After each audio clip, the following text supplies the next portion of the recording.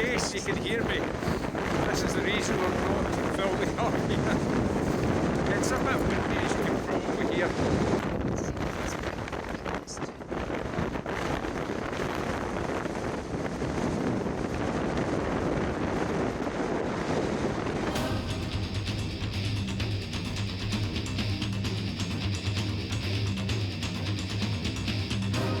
And that's how Iceland went for us on this occasion. We've been fortunate, that's our third time that we've visited, and again we're starting to save for another visit.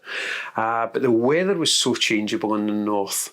It's just on the cusp of spring at the moment, so the weather was really, really changeable. Sometimes we would have quite a clear spell.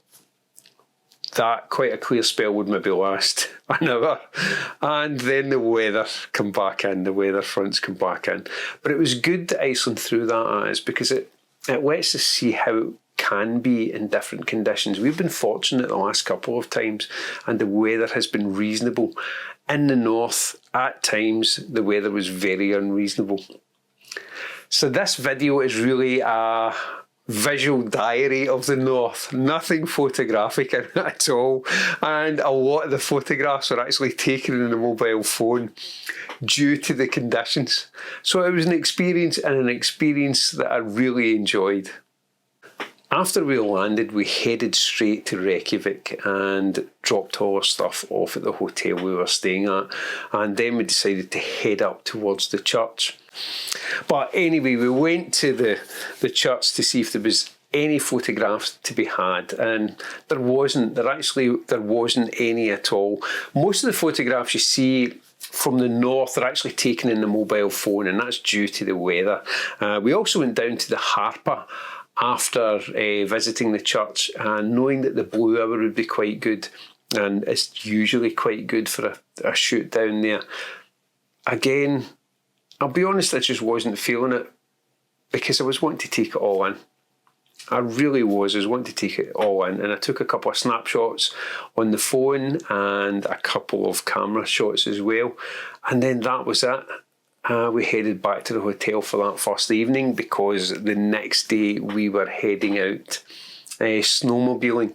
We were originally heading to the volcano, but as there wasn't much activity coming from the volcano, which is a good thing, not for photography, but it was a good thing in general, we decided to go snowmobiling. On the second day we went snowmobiling, and actually the steady shot is on my phone for this. That's where we were bouncing around everywhere. It was fun even driving in to get to the snowmobiles. Once we got there, we got about half an hour each, driving to the highest point on one of the glaciers, and then a short rest, and then heading back to where we picked up the snowmobiles. This was a really fun thing to do.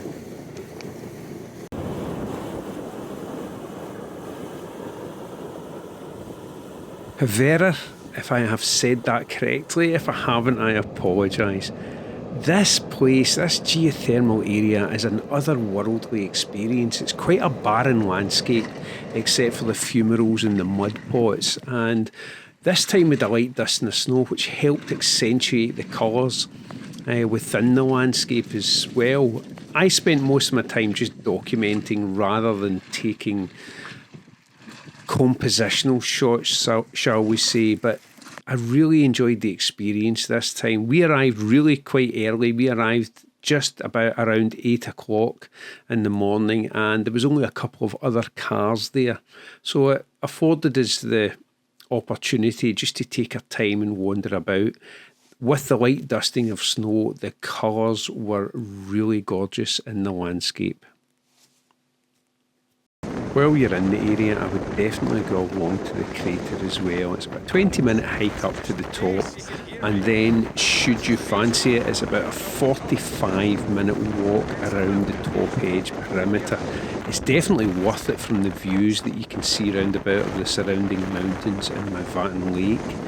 And again, can get busy, but at the time we were there, it wasn't too busy at all.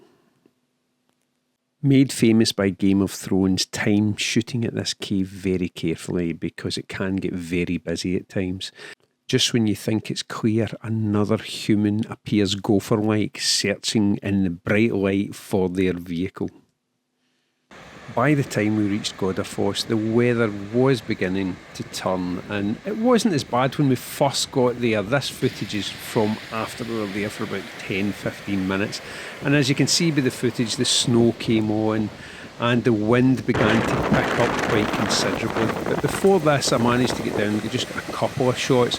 Not happy with them, but happy with the experience of being there, and it allows us to see what it's going to be the next time we are there. The images on the right of the screen, although a long exposure, perhaps show the ferocity of the weather. Hang on to the end of this video and you'll see a short trailer for next week's video.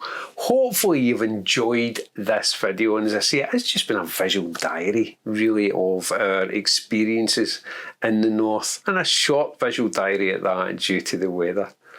Final day in the north was a drive from Akureyri round to Hofn, and we checked the weather app, and the weather app said light snow, perhaps 1-2 centimetres. Well, that changed. That really did change, and that's probably the sketchiest driving conditions I've ever been in a two-wheel drive car.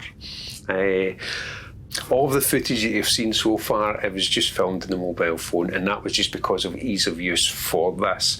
I had other cameras with me as well to film this, but as I said in the last video, I had great plans for this. They didn't come together, but I had a fantastic experience.